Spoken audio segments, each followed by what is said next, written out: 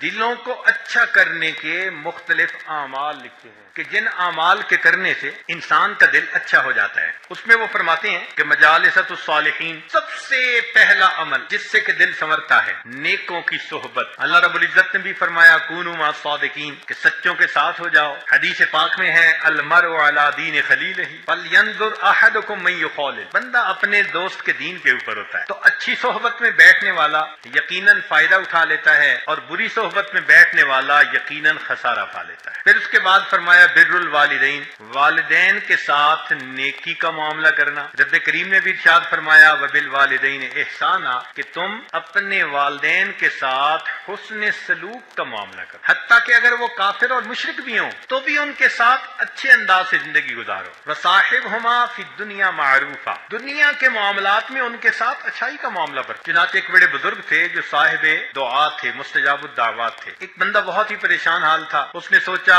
کہ بھئی میں ان کے پاس جاؤں گا، سنا ہے کہ ان کی ہر دعا قبول ہوتی ہے. چنانچہ وہ کہنے لگا جی میں آپ کے گھر آنا چاہتا ہوں، میں آپ کو کچھ حالات سناؤں گا. وہ اسے لے کر گئے. جب وہاں گئے تو اس نے دیکھا کہ ان کے گھر کے اندر 2 سور بندھے ہوئے ہیں. بڑا حیران ہوا، اللہ کا ولی، اتنا مقام کہ مستجاب الدعوات، سور بندھے ہوئے ہیں. انہوں نے مہمان کو بٹھایا، پہلے ان سوروں کو جو ان کا دانا تھا وہ ڈالا، پھر آ کر بیٹھ گئے. اس نے حالات بتائے اور بتا کر اس نے ان سے دعا کے لیے کہا. انہوں نے دعا کر دی. جب ذرا بات بڑھی تو اس نے پوچھا کہ جی آپ کو اللہ نے یہ مقام دیا، بڑے بڑے مشائخ نے تصدیق کی، یہ آپ کو مقام کیسے ملا؟ اس وقت ان کی آنکھوں میں آنسو آ گئے. کہنے لگے تم نے دیکھا کہ جب میں آیا تو میں نے 2 جانوروں کو دانا ڈالا؟ کہنے لگے ہاں. کہنے لگے وہ دونوں میرے ماں باپ. لیکن ایک مرتبہ اللہ کی شان میں ان دونوں نے ایسا گستاخانہ کلام کیا کہ اللہ نے ان کی شکلوں کو مسخ کر دی. ان پر اللہ کا عذاب آ گیا. میرے تو ماں باپ تھے نا، میں نے ان کی خدمت کو اسی طرح جاری رکھا، اللہ نے ان کی خدمت کے صدقے مجھے مستجاب الدعوات بنا دیا. نمبر 3 کہ نوجوان اپنے ماں باپ کو کچھ سمجھتے ہی نہیں ہے. معاصی، الابتعاد عن اہل الفسق والمعاصی، فسق و فجور والے جو لوگ ہوتے ہیں ان سے الگ رہنا. اور یہ تو ہم روز اللہ سے وعدہ بھی کرتے ہیں، روز اللہ سے وعدہ کرتے ہیں، اور مزے کی بات باوضو ہو کر وعدہ کرتے ہیں، اور بھی عجیب بات مسجد میں کھڑے ہو کر وعدہ کرتے ہیں، اور بھی عجیب بات حالت نماز میں وعدہ کرتے ہیں، روز وعدہ کرتے ہیں. وتر میں کون سی دعا پڑھتے ہیں؟ وَنَخْلَعُ وَنَتْرُكُ مَن يَفْجُرُكَ، اور صبح انہی کے ساتھ دوستی کر رہے ہوتے ہیں. یہ بروں کی دوستی بندے کو بالآخر ڈبو کے رہتی. صحبت صالح ترا صالح کند، صحبت طالح ترا طالح کند.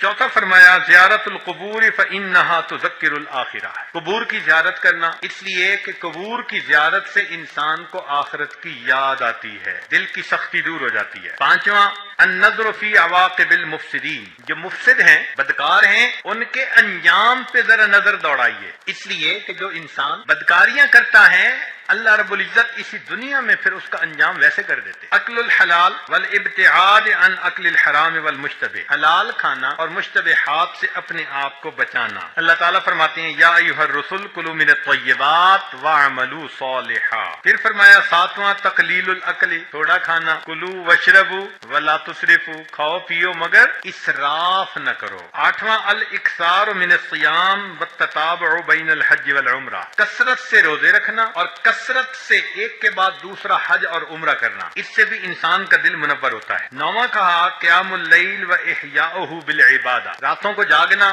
اللہ کی عبادت سے اپنی رات کو منور کرنا. الدعاء و اغتنام اوقات الاجابہ، دعا مانگنا اور جو قبولیت کے اوقات ہیں ان سے فائدہ پانا، ان میں دعائیں مانگنا اللہ. پھر الصمت اما لا یعنی، لا یعنی باتوں سے پرہیز کرنا، خاموش رہنا. من صمت نجا. الخلوہ بالنفس و محاسبتها، جس کو ہم مراقبہ کہتے ہیں کہ تنہائی میں 15 منٹ آدھا گھنٹہ بیٹھ کر اپنے آپ کا محاسبہ کرنا. حاسبوا قبل ان تحاسبوا، تم اپنا محاسبہ کرو اس سے پہلے کہ تمہارا محاسبہ کیا جائے. پھر العلم بان اللہ مطلع علی الاقوال والاعمال، یہ جاننا کہ اللہ تعالی ہمارے اعمال اقوال کو جانتا ہے. الصدقۃ و معرفت احوال الفقراء والمساکین، اللہ کے راستے میں صدقہ دینا. المحافظۃ علی الصلوات، نمازوں کی پابندی. قراءۃ قراءۃ القرآن بالتدبر والتفکر فی، سوچ سمجھ کر اللہ رب العزت کے کلام کی تلاوت کرنا،